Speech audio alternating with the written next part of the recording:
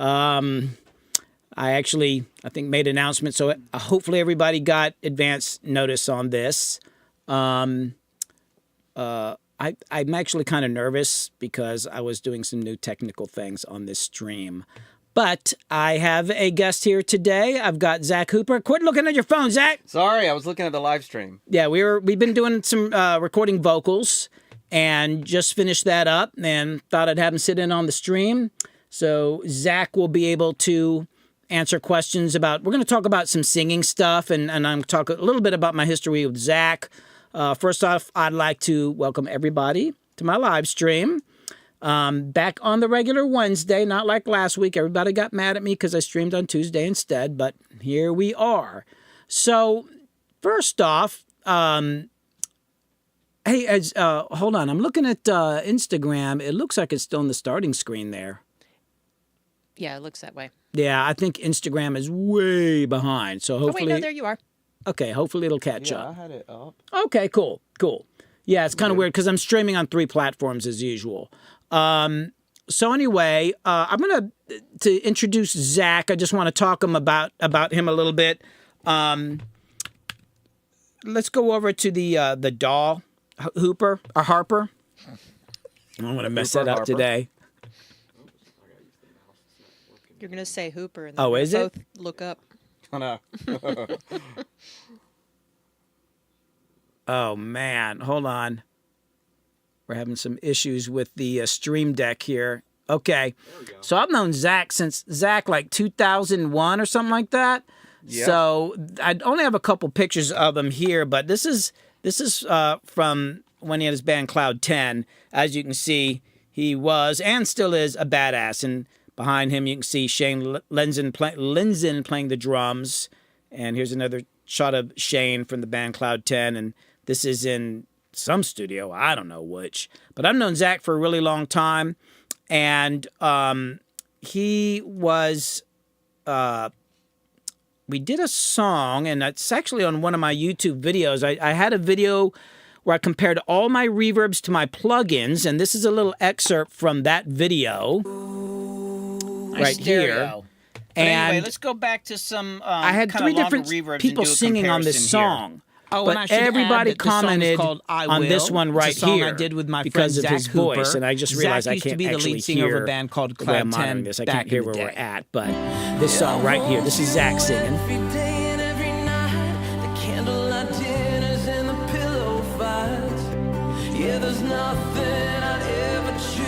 This is probably my most viewed video.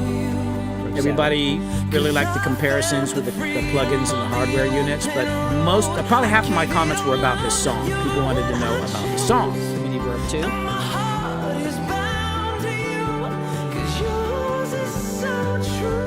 Solo it up.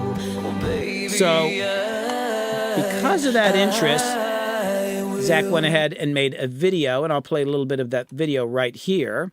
This is the actual music video for the song. And I suggest everybody go. Crystal's going to put some links up to this in the comments. You should go watch this video and subscribe to his channel, and also follow him on Instagram.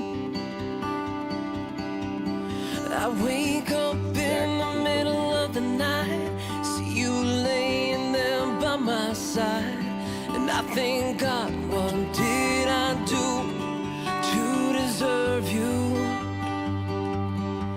I've seen a picture perfect sunrise, but there's more beauty held in your eyes. I think, God, what did I do to deserve you? Oh, baby, I will always love you, and I will always love you. Square. They say you don't know what the future may hold, but I do know I will always love you.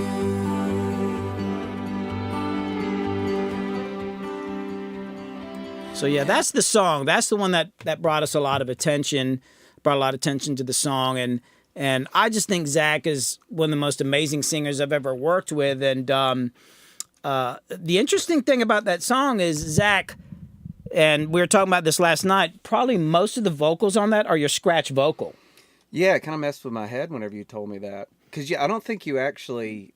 we came in and did a scratch, and then came in and sang multiple takes on it. And then you mixed it. I'm like, that vocals is perfect. Everything you do is perfect. But I'm like, this is amazing. You're like, yeah, it's a scratch vocal. And I kind of was like, huh? Like, that's messing with my head. Oh, and watch, your left hand's covering up the camera. We want to see your beautiful Gotcha. face. Well, the thing was, actually, the scratch vocal you did in the control room while your brother Adam was playing guitar. And there were no headphones, so you can actually hear the music in the background. But I just love that scratch vocal. So if you solo up the vocals, whenever your scratch vocal pops up, you actually hear music in the background. And then it goes to the other vocals that were from another take. And it's kind of crazy. But in the mix, if you listen carefully, you might hear a little tonal difference. But I just think it's an amazing take. It really captured something from the scratch vocal, which is not uncommon to want to use the scratch vocal. Yeah, I think we're doing that with a... That's what we were doing last night. Yeah, we were working last last night. And I ended up let's just keep the scratch vocal, and I'm going to keep a couple parts because you were just sitting right there and you sang it, and it was just very natural, and it just had that feel to it. I just want to say hi to a couple people. I noticed that. Now I can't freaking scroll. And you sure that Stream Deck's not working? Yeah. Oh, there it works. Here, hand me that mouse a sec. Very slowly it's working. Yeah, it's just got a delay. Every time I go live, my Stream Deck quits working. But somebody was saying, hey, and now I want to find them. Big Scott, what's up, man?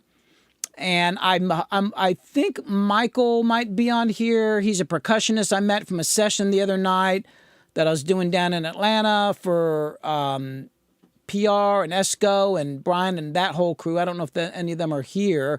Hopefully he's here. Hey, Devin, what's up, man? What's going on? Here, mix this. He's online with us.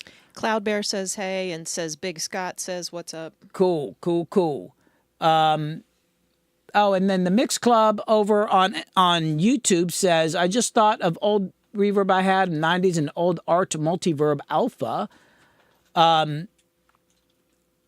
Dude, you might want to set that thing up and just listen, because we're so used to listening to reverb plugins, and they're cool, but then when sometimes you hook up this old reverb, the old hardware reverbs are actually pretty amazing, and you'll be surprised, so try that out. Oh, good. Oh, man, is Instagram freezing up again? Yeah, it looks like I'm seeing it on the screen here. Instagram just kind of sucks for that. And I've been watching other people's live streams, and they're just always freezing up. I see Jesse. What's up? So I have a couple questions for Zack here about singing, because I think singing is it's like one of the hardest things to do, because it's not just it's an instrument that's your body. So Zack, got a question here for you. What is your favorite thing about being a singer? Very simple question, yet complex.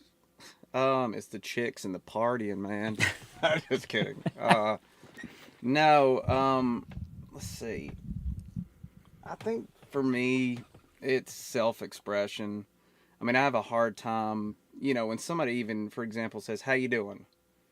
And then all this stuff's racing through my head, like, well, I had this happen, and this happened, this happened. I just can't ever put it into words, so I'm always like, I'm good. How are you? But music's just a way that I can express myself, and, I can gather my thoughts into one song, and somebody can see, it's just a way of expressing myself. I mean, that's you also like performing too. Oh yeah. Because back in the day when you had your bands and all that, your shows, you were the madman up on stage. But the funny thing is, you're kind of, I wouldn't say that you're shy, but you're not you're not somebody who walks in the room is like, ah, you're kind of just like a normal guy. But you get on stage and you're kind of like a monster. Yeah. So when I was young, I mean, that's where I felt comfortable. I don't know what it was. And actually, my daughter's just like me. She, she loves performing, and it's just somewhere where I felt safe and comfortable. And yeah, I don't know what it is about that. It's interesting, really. Yeah, I like getting on stage. So the opposite side of that question is, what is your least favorite thing about singing? Let's see. When I do an amazing take in the vocal booth, and I'm like, this is it. I know it's it. Then I'm all excited, and I say, song ends, and I'm like, okay, we good? No, I need you to do one more. Oh, yeah. And I'm like, okay. I thought I nailed it. You can do it better. Do one more. Or if I say perfect, do it again. Yeah, perfect. That's it. Perfect, That's do it it. again. Perfect. That's just a thing. Or I like you to say, yeah, you're on to something. And I'm like, I swear, I've already found it. I'm not on to something. But that's why you're the best. Yeah, well, You I mean, push me. the other thing is, like, I think with singing, it's kind of psychological. I know sometimes you get inside your own head too much. I think maybe that's why the scratch vocal, and I think this is true for a lot of singers, why the scratch vocals are often the ones to keep, because you're not thinking it's a final take. You're just kind of doing it. And then when you're in the studio, like, oh, we're doing the final take. Most people I know kind of get a little weird about that. Yeah, I mean, it kind of depends on the song, too. But, I write a lot of songs that as I'm tracking it, I want to be that character, I want to be the person that's in the song. And, I think sometimes I overanalyze it, but I think all of us artists do. I think maybe that's why, we're musicians. I mean, and we put out, good stuff. I think it's okay to overanalyze, but it becomes a point where you're like, okay, just chill. Yeah, you got to okay. learn how to turn off and on the whole analyzation thing. Let's see. Oh, and if anybody's got any questions about singing and being a singer and all that, go ahead and pop it up here, because Zach, you've been around, you've toured, you were in Nashville for years, you had a country song on the charts, although I always think of you as a rock singer. You've had multiple deals and all that. Like, Zach's a veteran, man. Like, he's been around. So if anybody's got any questions about singing or anything like that, let us know. And if there's any other questions about anything, and then I might play a little bit more of this song for people who might have just jumped on. I don't know who I'm going to play. The other thing is, I want to play this, because this is something that I had up on my Instagram and YouTube recently. And this is actually one of Zach's songs. This is a new song, but I'll play a little bit of this just so y'all can remember. Go ahead and go to the full. Oh, here, I'll do it. All right, I hope so. Hold on. Let's see if we can get this working over here. Oh my God. I'm not even to get. Here, you do it. Yeah, we're having Stream Deck problems here. Whenever I start live streaming, my Stream Deck freezes up. So he's going to have to do it manually here. But I'm going to play a little bit of this video. This is something I had out, and this is actually a new song with Zach we're doing.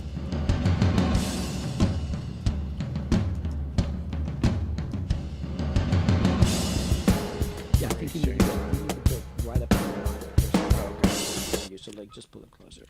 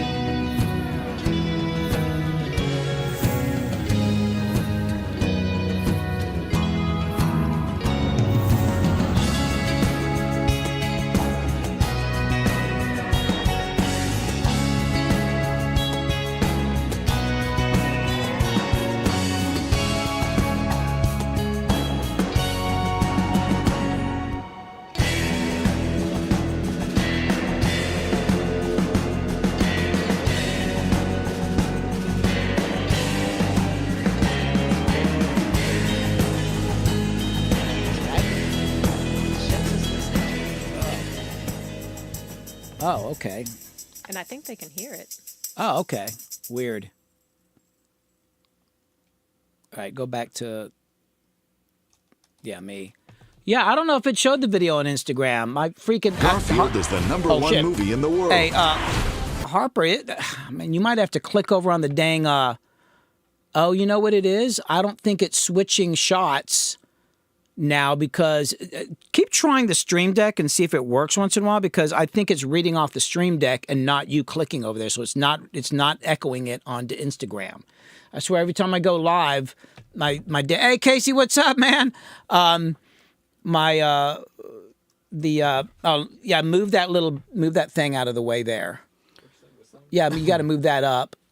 Yeah, there is a big delay on Instagram. Yeah. Or just move it over to this other damn screen here. Yeah, just move it there. That's fine. I'll deal with that later.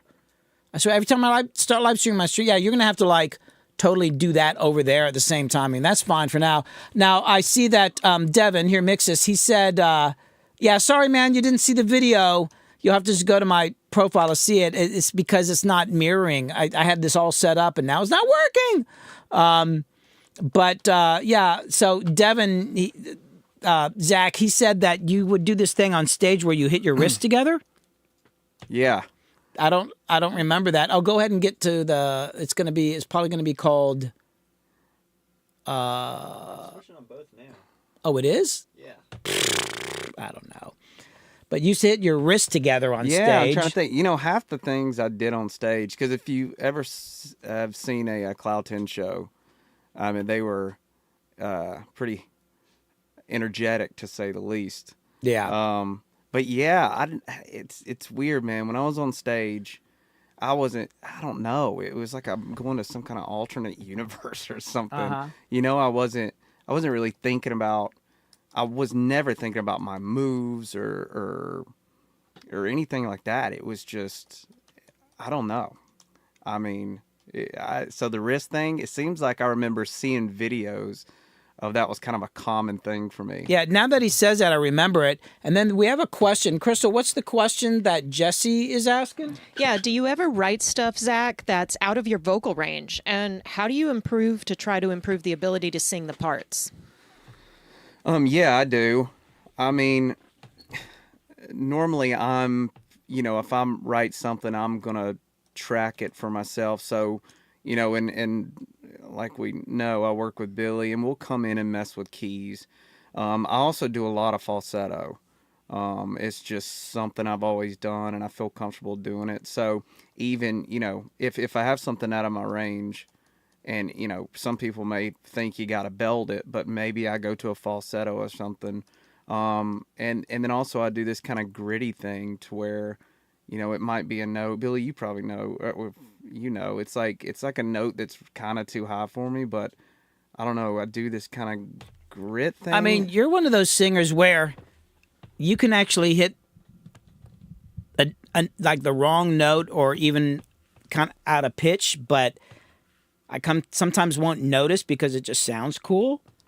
Like you're just, it's like weird. Sometimes your phrasing's not even on beat because you're just so into it, but it like works. And if I try to edit it and put it on beat, it loses its feel. So I just leave it rushed or late or whatever. Like actually on this song, God Forgives, the spaghetti western sounding one, there's some parts, and it's from because we're keeping some of the scratch vocal where you're really behind the beat. Like I think you were just singing. I don't know if you're just thinking about the words, but you'd like and I like that. I think it has more feel. Well, I think it was also because I was tracking guitar while I was singing the scratch. So I was more, one thing I was more focused on the guitar, but second, I mean, of all the singers out there, you do, I do. It's a little different timing when you're playing guitar and singing to guitar as opposed to, hey, going and track vocals. And, it's just a little different for me. I don't know. Yeah. I think that had a lot to do with it, but I think the one great thing about Moonshade Hollow and Billy is we can, it's like last night we sang for 3-4 hours, and I got up this morning, my voice is pretty shot, but he's like, get on there, and we're gonna try. We have a song called Ocean Floor, and I want you to go on there and try to knock some out and see what it sounds like. And I was thinking, oh God, there is no way. But because of where my voice was, we really got some good verses there. And The verses are good. You couldn't sing the chorus for shit. it's too high. But god Speaking dang, of being those too verses high. sound amazing because it's got this grit that I don't think you were getting before. Yeah, it sounds So, real honest. I mean, I don't care how many character. takes it take. Like we're gonna do whatever we got to do to get the take, whether it's a scratch vocal or we got to go back and record it a few times. So I'll just use. I think you probably nailed that first verse from today. Yeah. It was just like, oh, I like that sound. And he. Casey, Casey, I have not gotten on Discord yet. I've been slammed. I had Rehab in here this last week. I had another band. I had Kane from Yin Yang Twins in here the night before last night. We're working. I'm actually singing on a song with him, and I was playing guitar. I've had no time to get on Discord. It's on my list, so I'm glad I'm glad I even got around to figuring out how to schedule a YouTube stream. So I got that happening. So I think it did the notification this time. So I made one little step forward there. So yeah, I'm getting around to the thing with Discord is I feel like I need somebody to help me with it. Tap from the Tokyo Teens. He's in the Tokyo Teens band with me. He's actually great with Discord and knows how to moderate. I'm going to try to talk him into helping me with my Discord because he's way better at it than I am. I mean, he understands it. And I think we got Zach's voice up in the mic there. Yeah. Can everybody hear me? They said it's better. Okay. Yeah. Here, let me just turn you up a little bit. There you go. Yeah, when I was checking these mics last night, I set your vocal mic at the same volume because I talk louder than... I just assume you're going to be loud because when you sing, you're loud as shit. But then when you talk, you're like... Yeah, I'm a bit of a mumbler. Speak up, boy. Also, if anybody's got any questions about anything, singing or studio stuff, we're here for that. Mixed Club.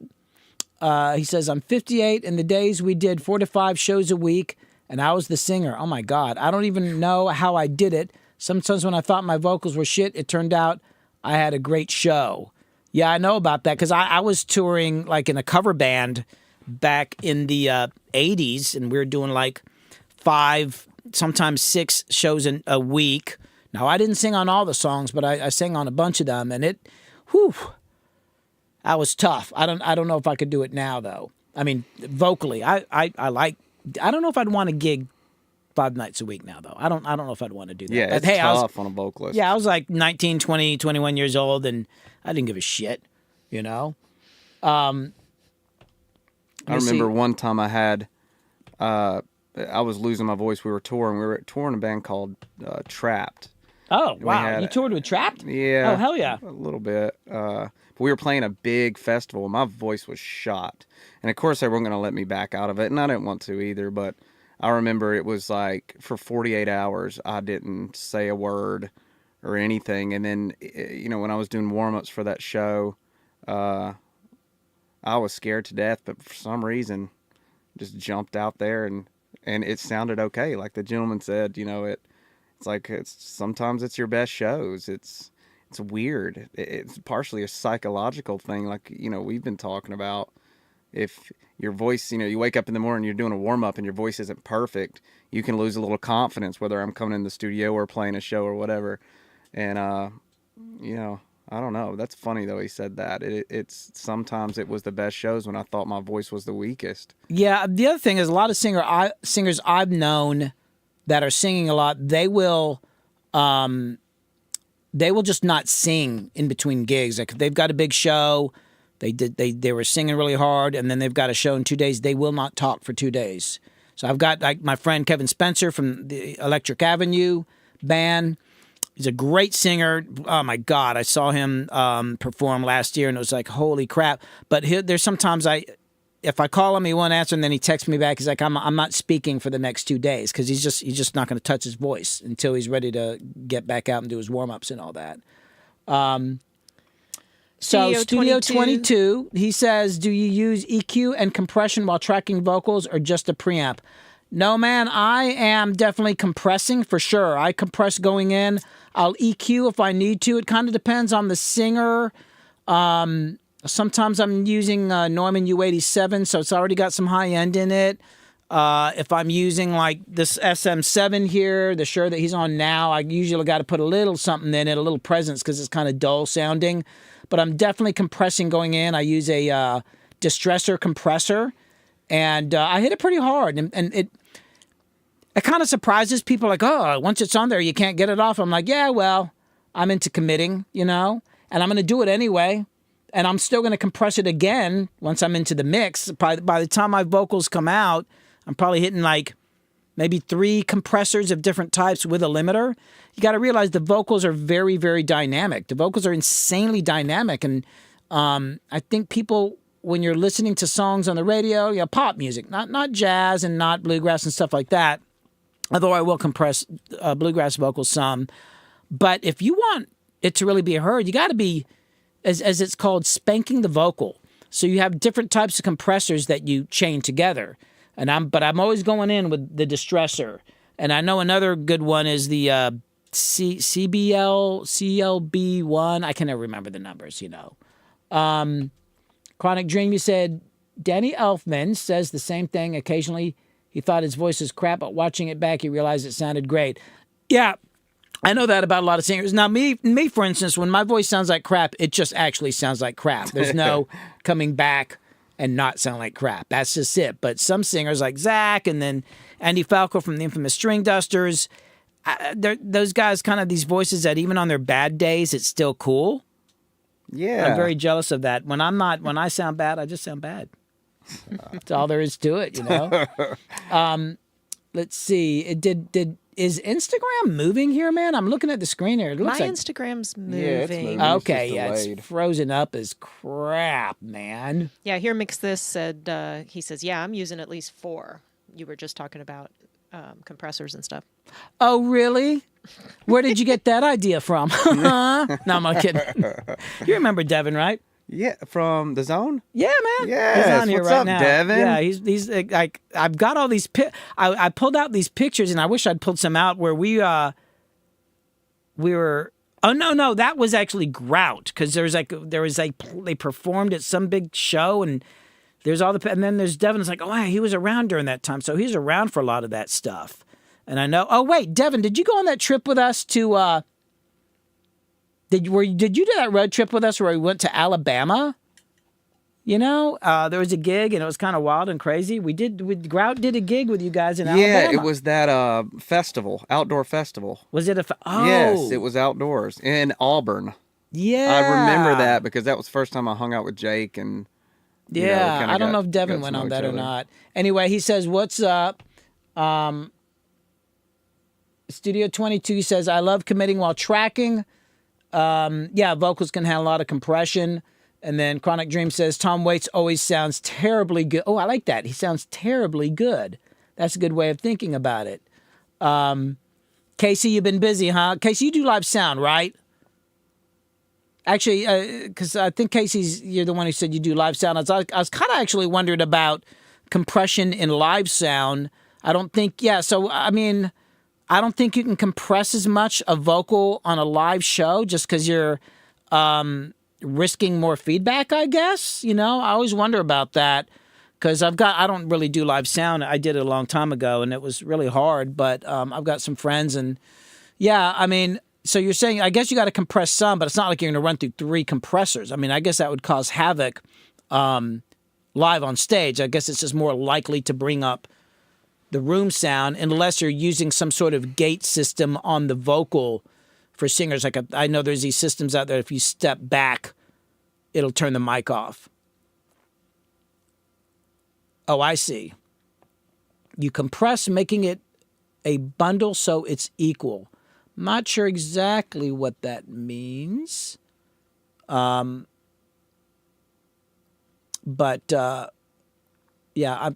are moving slow here. Oh, and did the Stream Deck ever start working again? No, it's still doing those. Oh, damn, man. Warning signs. Oh, Mixed Club says you did front of house for 35 years. Man, I don't know how y'all did that. to me, like, live sound is terrifying, freaks me the hell out. You know, like with me, you know, when I'm doing vocals, let me see if I got an example here. No, not on this song. But like I said, I got a compressor going in. I'm usually hitting the metric halo channel strip on the vocal. Then I'm following that with like the CLA 1176 with the all button in. I mean, I'm hitting it really freaking hard. You stayed Stone Mix Club? Well, I guess that means... Might help with nerves a little bit.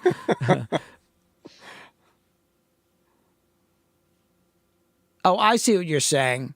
So, Casey, you're saying if you sing harder than the kit does, I compress both to make it even so that in a way you get a bundle. Interesting. Are you talking about side compression or... I'm not sure. I mean, I think there's a lot of techniques for live mixing that don't translate to the studio. I can imagine that you would be doing things that I would not be doing in the studio because it's a completely different world, you know? And like I said, if anybody else has got questions about mixing, I might bring up, let me try this too, and don't switch over, Harper, yet. I've got some funny footage. Funny footage. I'll bring up a little bit of footage from various things over the last week that I've been working on. Like, here's a little bit. Yeah, I guess go ahead and, well, hold on. Not yet.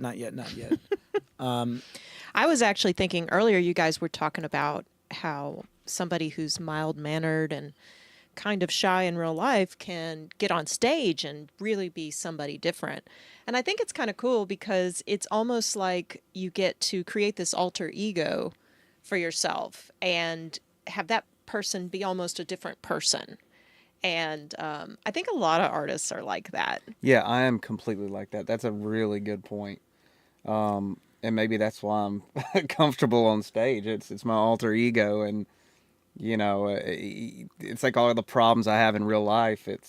They're gone. Mm-hmm. You know what I mean? They don't exist up there. No. Well, it's funny that you say that because Tap and B in the Tokyo Teens, they're often talking about their alter egos. That they're like, I'm this different person on stage, and you're saying that. But to me, I'm not doing an alter ego. I guess I'm just so full of myself. I'm like, yeah, I just want to get out there and do my. I mean, I'm kind of always perform. Like if you come and work with me in the studio, you're going to see a show. It's the truth. Trust me. Something's going to happen. Not always good. Something's going to happen. I've thrown things. I've yelled at people, and not always good. But I'm definitely a showman, even if I'm just engineering. But if I'm producing and shit, get out of the way, man. There's going to be some sparks flying for sure. But yeah, it's never an alter ego for me. That's pretty interesting. I actually think I'm putting on an alter ego in social situations way more than That musically. makes sense. When I'm in a social situation, because I don't know, social situations are weird for me. I have to kind of like, it's not unless you're an alter ego, but I don't know. I feel like I have to act a certain way because I'm going to say something stupid or weird, and people are like, what the hell is he talking about? So I'm like, very careful. Jesse asks, do you automate vocal volume or adjust the gain envelopes to level them out before compression plugins? Or does the distressor help you not to have to do that? That's a really good question, Jesse. So before clip gain, oh my God. So yes, I do a ton of automation. And the automation, of course, is after all the plugins. So it's just, it's just to automate the volume. But the problem is, let's say the singer, there's a couple words that are kind of quiet. I can automate them up, but they're not getting that exciting sound from hitting the compressor. So I love clip gain. Before clip gain, I would actually have to maybe I would have a plugin before the compressor, and I would automate the volume up there instead. So it's pushing the compressor, which makes it louder. And yeah, the compressor is going to push back more, so I got to probably turn it up a little more than I need to, but it gets that sound. So I kind of do both. There'll be some just general vocal automation, and then I'm doing clip gain, which to me is like, I love doing that because I like pushing into the compressor. But great question. And yes, the distressor definitely helps a lot on all of that, but I still got to do more work in a mix for sure. And then, yeah, Chronic Dream was just saying they read somewhere that David Bowie had alter egos to cure his stage fright. Interesting. Yeah, I think Huh. I know he had alter egos. I didn't know it was about stage fright. I always thought that he kind of came up. I know he had one called the Thin White Duke, and then before that, like during Space Odyssey and all that, I can't remember what that character was called. He definitely had different characters, but I could see why it would help, cure stage fright. Okay, so Casey, you're saying in live situations that you compress in very rare situations. Only when I hear the singer really loud, and that's a rare case for me.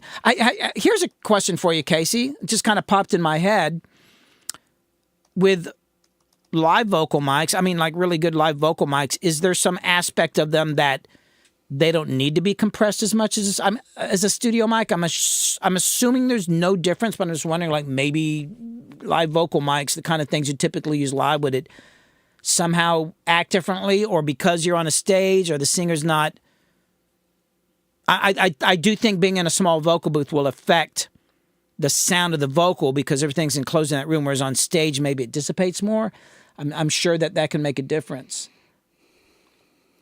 Chronic Dream says, is it me or does extra reverb make vocals sound stronger? I think that depends. It depends, I think, on the song. Like, stronger? I mean, I don't know. I mean, I went and, I got a video about this, but I didn't use reverb on vocals for something like 10 or 12 years or something like that. I never used reverb on vocals. I only used a series of delays. I had stereo delays, and I have a whole system for that. And I think that it allowed the vocals to be clearer. I'm back into using reverb now. I love it. But sometimes having a really dry vocal can just make it pop. I mean, really pop in a certain situation. But I've kind of gotten addicted to this supermassive reverb by Valhalla. So Valhalla Supermassive, it's a free plugin, and it just does this thing that I really like for vocals. And I don't know if it'd make it sound stronger, but it definitely gives it a personality. Oh, you're saying you mainly use a Shure SM58 or wireless Sennheiser mics. Shure SM58s definitely kind of have a sound. To me, I love them. Somebody was in here recently for a live stream, and I wanted an extra mic, and they had a 57. I've got an old one that's just kind of falling apart, and it sounded really good. So I'm thinking about getting some 57s, or not 57s, 58s. I think they sound amazing. Let's see what else. Oh, yeah. Hold on. Somebody say something interesting. I wanted to get a couple videos here. Together. I'm actually curious about any other singers out there. You guys are talking about reverb. For me, I always thought I was just unusual because I would go in a vocal booth. I didn't want delay. I didn't want reverb as far as tracking purposes. But then I have some friends, that they always track with reverb. They want to hear reverb. They want to hear a little delay. I'm just curious if any singers out there, how they like to track it. I just like mine bone dry. I mean, dry it out. But it's just a question that popped up in my head. I'd be curious to see what you guys thought. It's funny because you're, unlike most singers, you're often saying, hey, turn down the reverb. Like nobody ever says that. And so I find myself actually today. I was like creeping the reverb back up because I don't even like to hear it. But yeah, you're the only singer I know that's like take away the reverb. Well, it's like I want to hear every breath, and it's just where I feel more comfortable and I can get the most out of my session. I don't know. I know it's backwards, isn't it? Because every one of my singer friends, are, you do it dry. I'm like, yeah, I can't hear myself properly with reverb or delay on. I don't know. I was just curious. Oh, sorry. I'm trying to do too many things here at the same time. Here Mixis, he's saying, are you compressing your reverbs now? No, I was doing that for a while. I definitely will put some saturation and maybe a little distortion on the reverb. I like that sound. It's kind of in a way, I guess it kind of does a similar thing as compressing it, but I just love the grit. And in Pro Tools, I just go to that lo-fi plugin and slap it on after the reverb and just put the distortion knob. I barely turn it like 0.5, and it just, I don't know, it just makes the reverb pop and kind of gives it more character, you know? And I definitely roll out some extra low end after the reverb. I know everybody says, oh, roll it out before the reverb. I always do it after the reverb. You've got a video that says how I use reverb on vocals. Yes, is that what you put the link up to? No, the other link was I didn't use reverb on vocals for 10 years. But here comes how I use reverb on vocals. Oh, yeah. It was 10 years. You just did. I didn't use any reverb on vocals for 10 years. I kind of really got just no program that you. I think a lot of it was that I was disgusted with the plugins. I thought the plugins were freaking terrible, and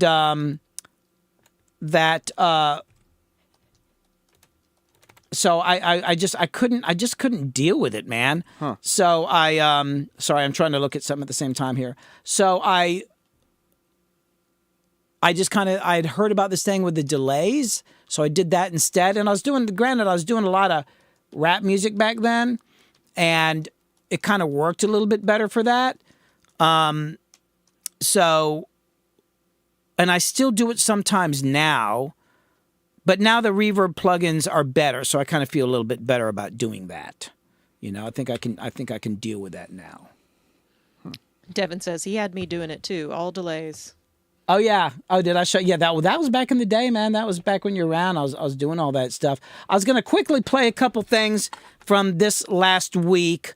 And Harper, make sure that this is gonna go over to Instagram too. This is some of what I've been working on this week. Yep. I had an interesting session with Kane from the Yin Yang Twins. We're working on a new song, and I'm not sure which clip this is. Just some random stuff that I did here.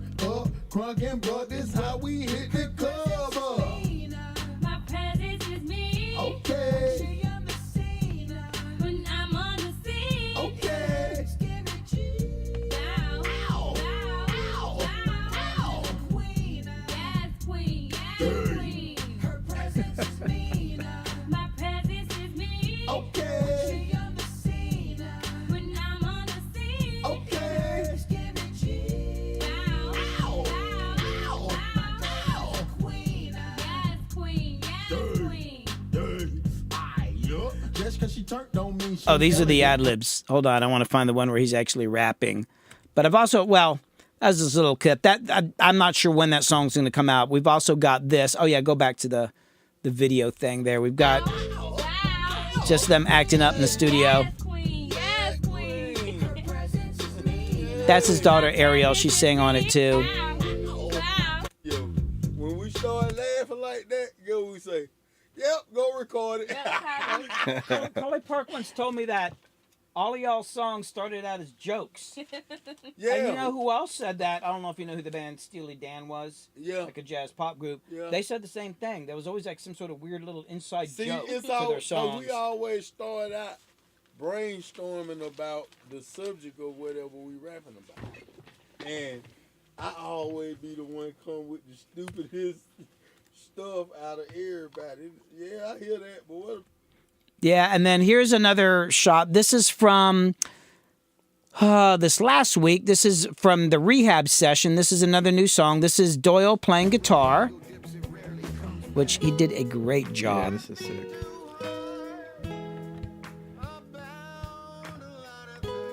This is like 1 in the morning, 2 in the morning, I don't know.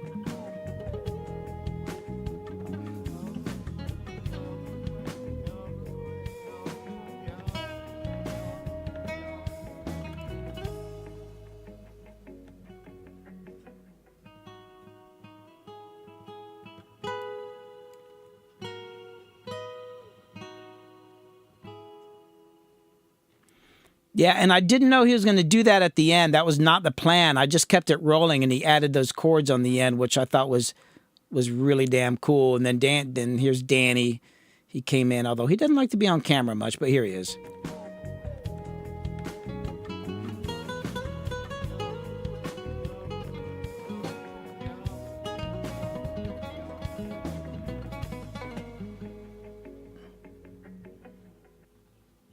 You already got the end. Okay. Oh, Danny, put on the cowboy hat. Doing such a good job. Now you got to do it again. Thank you, boy. Hey, man. Don't pull a six gun on me, Hey, boy. man. Don't you pull that Man, six you gun on damn- me, boy. Hey, man. No. You're going to do one more. Again. Yeah, that's why I said you just fucked yourself fine. over. He's working me like Now- a mule. now you gotta y'all. do it He's again. working me like a mule. Hey, man. Hey, Lay it down. Oh my God, it's always so much fun. And so Doyle, who's playing guitar, he when he came over, he said we hadn't worked in like 15 or 16 years or something like that together. And he was good back then, but he's definitely improved a lot. Like his playing is just insane now. I just it's just so sublime is the best way I could say it. But those were late night sessions. Late night sessions, and we did the whole, you can switch back. We did the whole midnight walk where we all go outside and walk down the road and walk across the dam. And and at some point, I took the whole band. We all walked out on the dam, and Danny was kind of behind us, and we ended up walking back, and I thought he was behind us. He got lost. He said he walked across the dam and up the hill because he thought we said we were going to walk around the lake. And you can't walk around the lake. There's a swamp up there. Like if you walk up the hill and go around, there's a swamp. So he said he ended up on the hill across the lake trying to figure out where we were. Oh, no. And we were all back in here. He never said anything until the next day. I don't know why. It was like, That's I don't too know what funny. time it was. Actually, the funny thing is I noticed he had disappeared, and I kind of lingered behind and had my light on my phone in the field. Like, is he coming?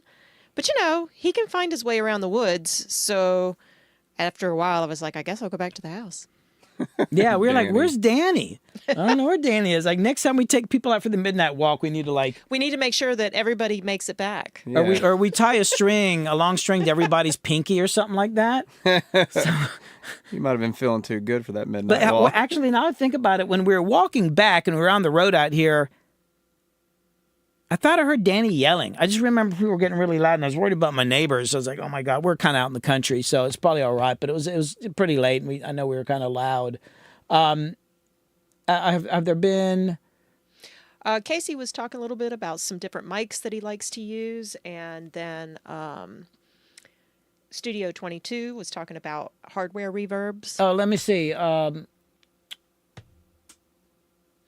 Chronic Dream Zach says, my vocals are so bad, I need distortion and delay. You must have a lot of confidence to have zero effects on your vocals, in my opinion. It's not that. My confidence is like a up and down, like a roller coaster. I don't know. It's I've really, with a lot of songs I'm singing, I'm eating the mic, and you can just hear all that gravelly mess sometimes. But a lot of times, and Billy says it too, it's kind of the things that I'm drawn to. And I think when I think about songs, and I do this too much too, I'm thinking about every word. It's like, say Billy comps a vocal, I already have in my head at one take where I did this one word like this.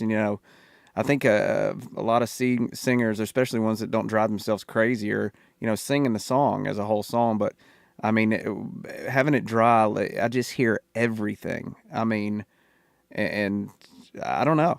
It's just the way I am. Yeah, I got to put reverb on my vocals while I'm singing, so it makes me think I sound good. Although I used to sing with vocals dry too, but back then I had a lot more of a delusion about myself. So I was a lot. Your confidence was high then, huh? Oh yeah, a lot, way too freaking high. I see Soundman popped in. I see Michael Reeder. I see a lot of people I don't recognize. I've not been able to keep up with the chat here. There's a couple people. I'm hoping that Josh was able to pop on here. So Josh played drums. Oh, actually, I thought I had a little clip of Josh playing here. Where'd it go? Hold on. I wanna show this because I've never worked with this guy before. I think it's down here. This was on the rehab session. Yeah. Well, here's Nate playing bass. The rhythm is different though, because you went on. But it gives us. Oh no, that's just me talking as usual. No, I think it's right here. What's this? No. Oh, I got it all backwards. Hold on. I got to start up here. I think I got to go. Oh, here we go. Yeah. So this is Josh and Nate. Now Josh is not in rehab. Their drummer couldn't make it. Josh came in from Nashville. I've never met him before this and worked with him. I think he's on Instagram. Oh, cool, man. What's up? Oh, there, Josh Cobb. There he is. So here's a little bit of them playing during the rehab session. All right, here we go. Let me pop up ahead a little bit. Whoa, whoa, hey, whoa. Oh, my God, hold on.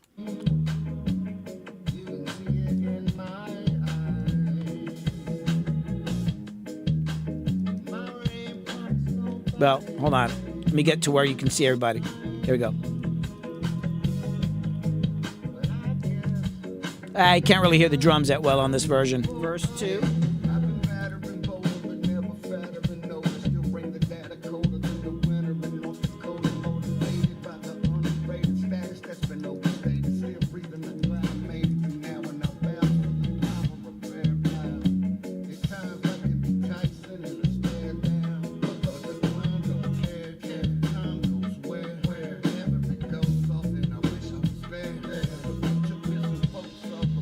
Here, I want to go to the end and see if that cool drum fill is in there. Hold on. Here we'll listen. Oh, there's. Oh, that was it right there. Sick. Hold on, let me go back. This fill right awesome. Here. Outro. All right, ba-ba, tika-ta-ta. And you can't really hear it so much on this right here, but Josh has got a very nuanced hi-hat, and there's a lot going on. And Josh, I know you were texting me earlier about the mix and all that. I just wanted to say that your hi-hat will be louder. That's just a rough mix. And in fact, in the whole first part of the song, when I think on the first verse, maybe even up to the chorus, I don't even know if I'm going to have the program hi-hat in there, or it's going to be really low, because I like what you're doing on the hi-hat. It's just like this rough mix. I hadn't automated anything yet, but that's one of my favorite things about what you did, is that you actually are doing more with a hi-hat than just bashing away at it. There's all these cool little rhythms and going on that is very Stuart Copeland, like from The Police, which I really like, and I want to make sure it gets heard. So don't worry, man. I'm gonna make sure that your exquisite hi-hat work gets heard. Coyote Jag says, "What are your top 3 plugins for mixing?" Well, first off, I just wanted to say hi to Maxim.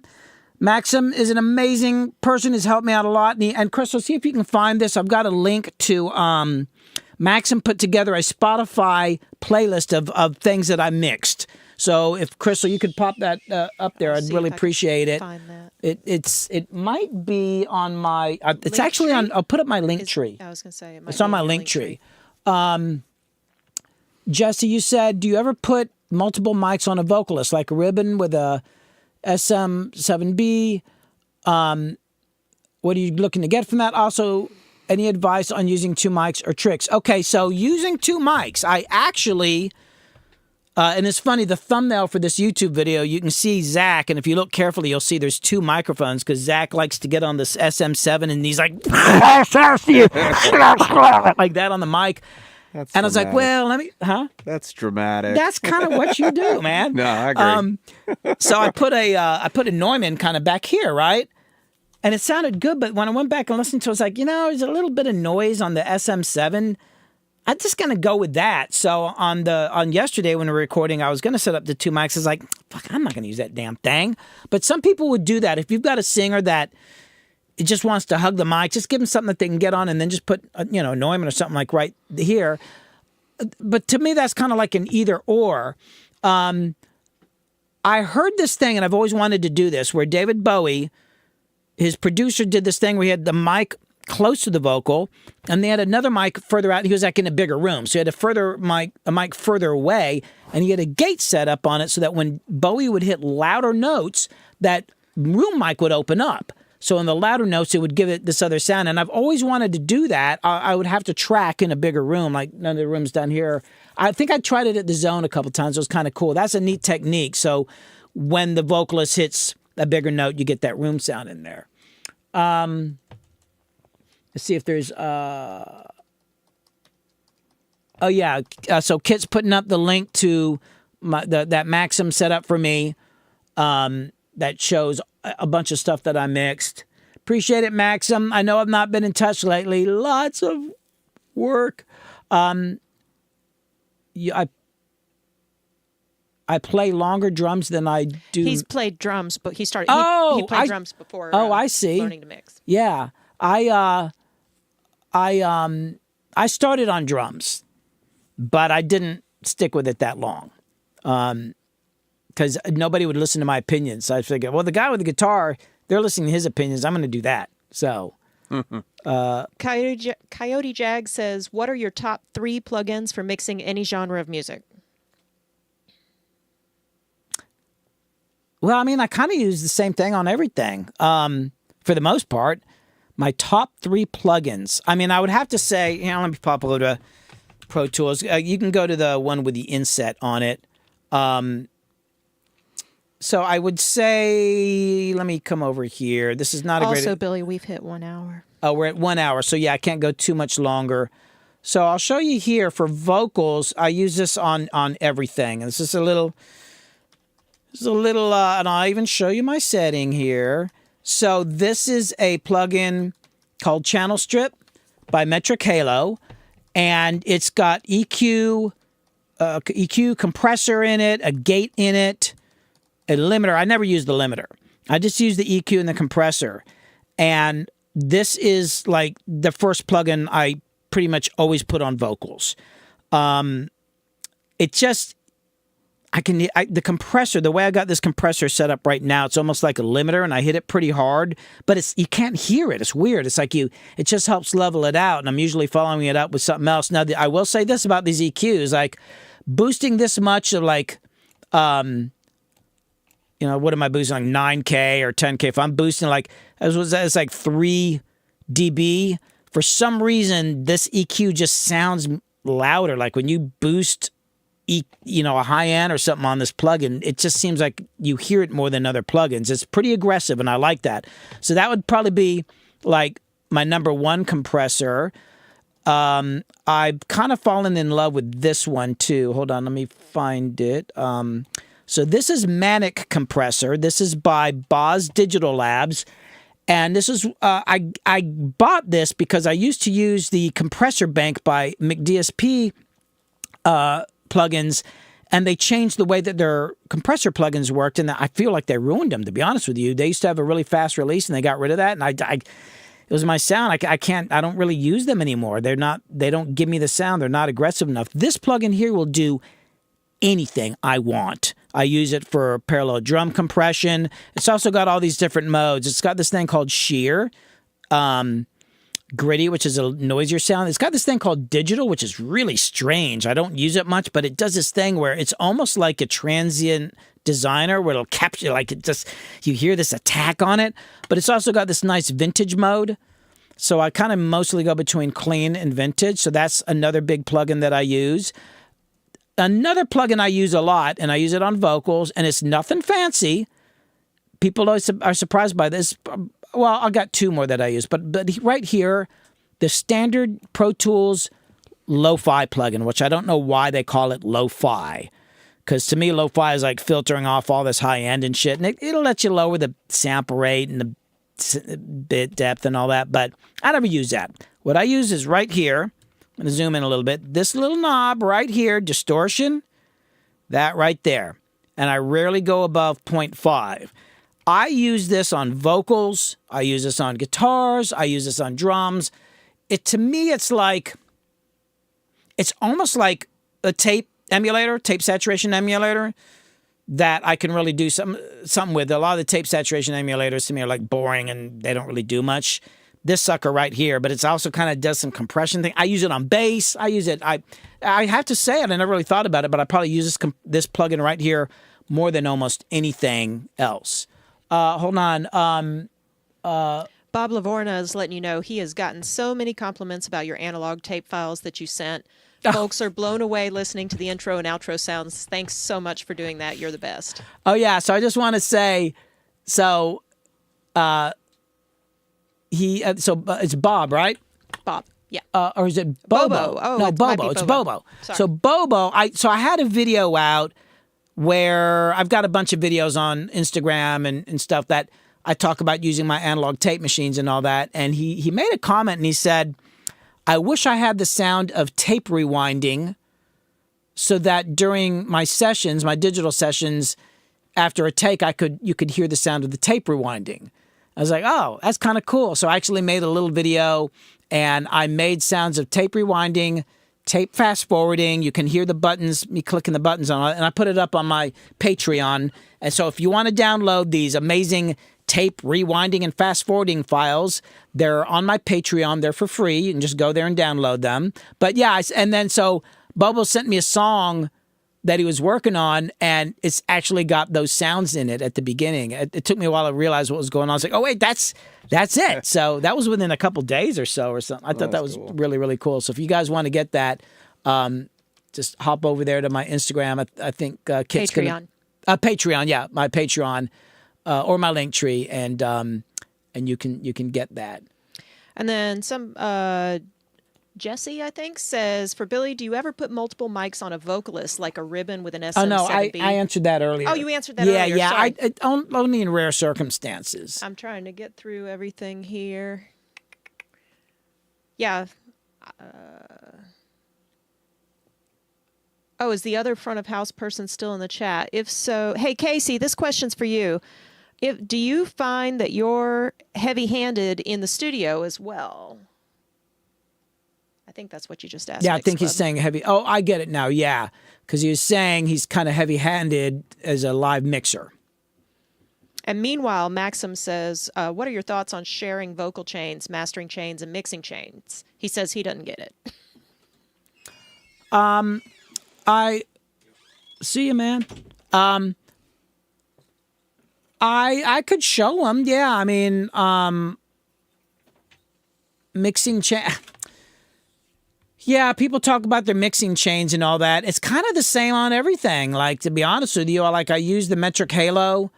Then I either go into the Manic compressor or the CLA 1176. Then I might hit the lo-fi and then a de-esser.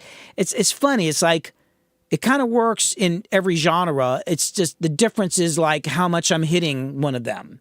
But it kind of works in almost every situation. Hold on, I'm looking at comments here. And I'm probably going to have to end this soon because I know Zach's got to get going here. And I need to sing today. I got to do background vocals on his thing and then that song I did with Kane. So I'm going to be singing later today. So I can't talk too much. I got to save my voice. I get on these live streams and I end up talking so much. Well, Instagram Oh, just is Mix booted Club, me. are you leaving? I'm glad you were here. See you, man. Yeah, Instagram booted me and then let me back in. So all of a sudden, I have no access to anybody's questions anymore. So Weird. Yeah. yeah, Well- see you, Mix Club. I think I'm gonna end the stream just because I've got to work, and Zach's got to get going. But if there's any last minute questions, let me know. We can hang for a couple more minutes. I will be putting out a YouTube video hopefully soon. I've got so much content filmed. I've just not had the time to actually edit anything because I've been doing sessions and stuff. But I have a video about it's kind of about using tape echo because I got my Tascam 32 up and working, so I've been using tape echo again. So it's kind of about that, but it's about some other stuff. What do you think about the Shure SM7B? I like it. I mean, we're using it right now, and we've been using the Shure SM7B on all of Zach's vocals.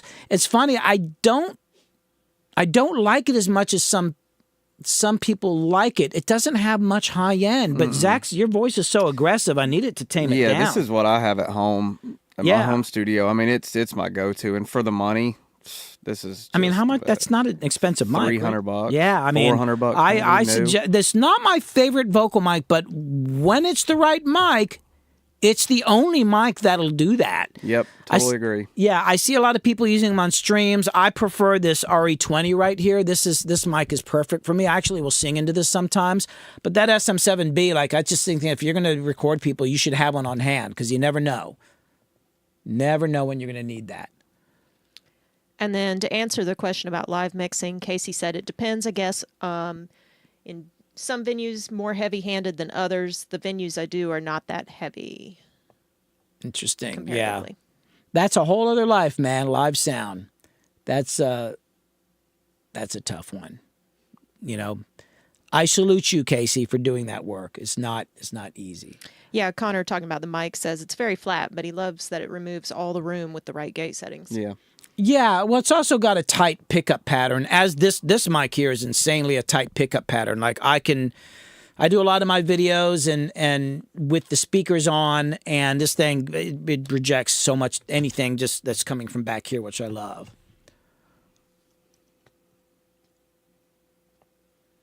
I think I got everything. So you just show up and do the mixing, Casey. You don't have to do any of the setup. That's nice. I would like that. I would like that. I would have liked that. I was doing everything, loading the gear. It's like all that. Well, I guess we're going to end the stream here. Got to get to work. Zach's got to leave. I appreciate everybody coming and hanging out. I'll be back next Wednesday. And That's right. Nice seeing you, Maxim. I appreciate it. Thanks, everybody, for being here. Yeah, and thanks for letting me join. Yeah, man, I'm glad you were here. And like I said, I thought I was going to do the stream tomorrow instead because of the session, and then I went ahead and said I was doing it. And Crystal's like, "Oh," it's like, "Well, I guess Zach's on the stream now." So, this is the first time. Is this the first time you've done a live stream, Zach? Yeah. All right, so this was a new one for Zach. Yeah. Hopefully, he'll do some more of his own. And I encourage everybody to go check out Zach's YouTube page. Check out his Instagram. He's an amazing singer, amazing songwriter. We've got some songs coming out with him soon. Just check out his stuff. You won't regret it. Anyway, everybody have a good day. I'll see you next Wednesday. See ya. Thanks.